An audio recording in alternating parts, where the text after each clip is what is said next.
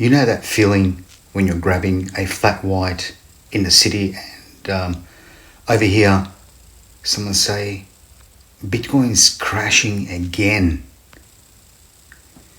Yeah, that's the vibe right now across Melbourne cafes.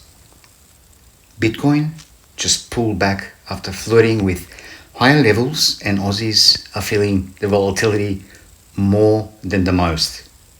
I'm Sash from CRYPTOLOGIC, and today we are diving into why this dip happened, what's brewing locally in Australia, and what it all means for your portfolio. First up, let's talk local. Australia is gearing up for a more mature crypto scene in 2026. The government's digital asset platform framework is rolling out over the next 18 months with clearer licensing for exchanges and custody providers under ASIC. This is huge. It's shifting us from the Wild West to something more regulated and investor friendly. We've already seen time limited exemptions for stablecoin distributors to speed things up.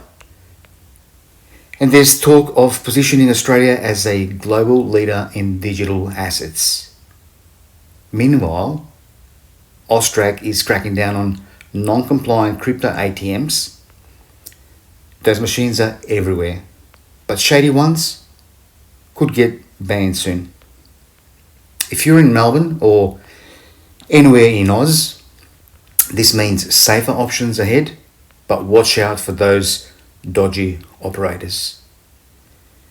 This segment is brought to you by cryptologic.com.au, your go-to hub for in-depth Aussie and global crypto news. Now, globally, the big story is the US Senate postponing that key market structure bill, the Clarity Act. It was meant to clarify whether digital assets are commodities or securities, giving the CFTC more power and less SEC heavy-handedness. But pushback from big players like Coinbase stalled it. Bitcoin reacted immediately. It surged to nearly $97,000 before fading back. Right now, Bitcoin is trading at around 142,200 Australian dollars or 95,000 US dollars. That's a pullback of about 1 to 2% in the last day, but still up nicely over the week. Trading volumes are down and sentiments cooled a bit after the rally. Other global buzz. Institutional interests stay strong with predictions of more blue chip adoption and stablecoin growth. There's even a new Bitcoin quantum testnet launched to protect against future quantum threats. Proactive stuff for long-term security. After all that heavy news, here's a quick one to lighten the mood.